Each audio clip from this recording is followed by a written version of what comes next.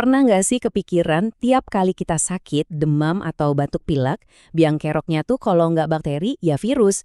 Mereka ini super kecil, nggak kelihatan mata. Tapi sekali beraksi bisa bikin satu dunia kelimpungan. Nah, itu dia pertanyaan besarnya. Sebenarnya apa sih bedanya bakteri sama virus? Dan yang paling bikin penasaran, di antara keduanya, mana yang sebetulnya lebih mematikan? Yuk kita cari tahu jawabannya.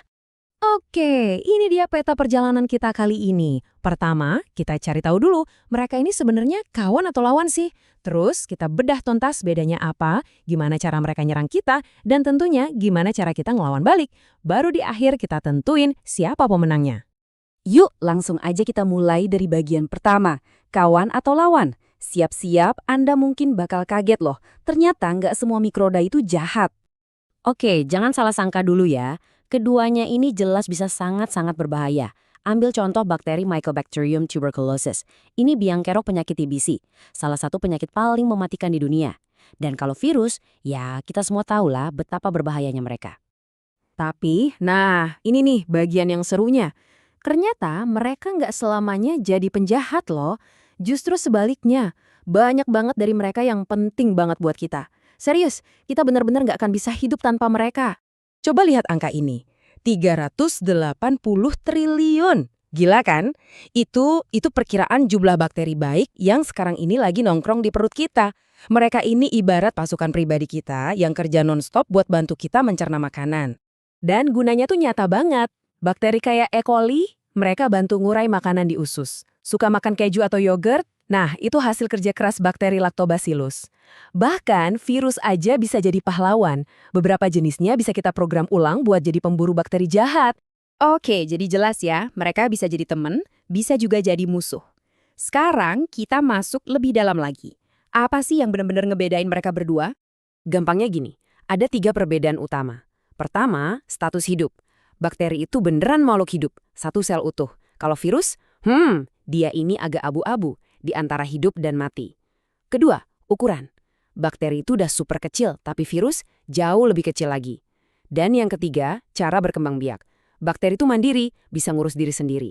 Virus, wah, dia ini parasit sejati, wajib butuh inang buat bisa memperbanyak diri. Kita bahas bakteri dulu. Anggap aja bakteri itu kayak pabrik mikro super canggih yang isinya cuma satu sel. Dia bisa cari makan sendiri, ngolah energi sendiri, dan membelah diri sendiri. Benar-benar mandiri. Bentuknya juga macam-macam loh. Ada yang bulat kayak bola, ini namanya kokus. Ada yang panjang kayak batang, itu bacillus. Ada juga yang bentuknya spiral, meliuk-liuk. Keren ya?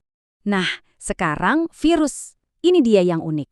Mereka ini secara teknis bukan makhluk hidup.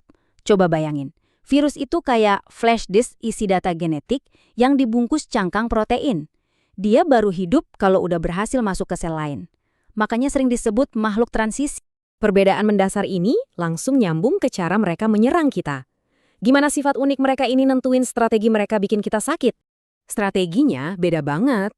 Bakteri itu mainnya invasi dan kuasai. Mereka masuk ke tubuh kita, berkembang biak gila-gilaan, terus ngerilis racun. Kalau virus, strateginya lebih licik. Infiltrasi dan bajak. Dia nggak nyerang secara frontal, tapi nyusup ke satu sel, terus ngebajak sel itu dari dalam. Proses pembajakannya tuh kayak gini. Pertama, virus nempel ke sel target, terus nyuntikin tata genetiknya. Kedua, data genetik ini langsung ngehack inti sel, maksa sel kita jadi pabrik buat bikin ribuan virus baru. Terakhir, setelah pabriknya penuh, selnya bahkan meledak, ngelepasin pasukan virus baru buat nyari korban selanjutnya. Efisien banget tapi serem. Oke, kita udah tahu cara musuh menyerang. Sekarang, giliran kita. Gimana cara tubuh dan obat-obatan kita ngelawan balik? Senjata kita juga harus beda. Buat ngelawan bakteri, jagoan kita itu antibiotik. Obat ini khusus dibuat buat ngebunuh atau ngestop bakteri berkembang biak. Tapi buat virus, antibiotik nggak bakal mempan. Kita butuh antivirus yang ngerusak proses pembajakan tadi. Atau senjata pamungkas kita, vaksin, yang ngelatih tentara imun kita buat siap tempur bahkan sebelum perang dimulai. Nah, ini pasti pertanyaan yang sering banget muncul. Kenapa sih kalau kita kena flu, yang jelas-jelas karena virus, kita nggak boleh minum antibiotik? Jawabannya simpel banget. Antibiotik itu kerjanya nyerang bagian-bagian tertentu yang cuma ada di bakteri. Contohnya dinding sel. Nah, virus kan nggak punya dinding sel. Jadi ngasih antibiotik buat ngelawan virus itu, Ya, kayak nyoba ngerobohin tembok yang emang dari awal nggak ada. Sia-sia kan? Justru ini bisa bahaya. Bakteri itu pinter. Mereka punya senjata rahasia namanya plasmid. Ini semacam DNA tambahan yang bisa bawa resep kebal antibiotik. Dan yang bikin gawat, mereka bisa saling bagi-bagi plasmid ini, kayak oper-operan contekan. Makanya resistensi antibiotik jadi masalah besar sekarang.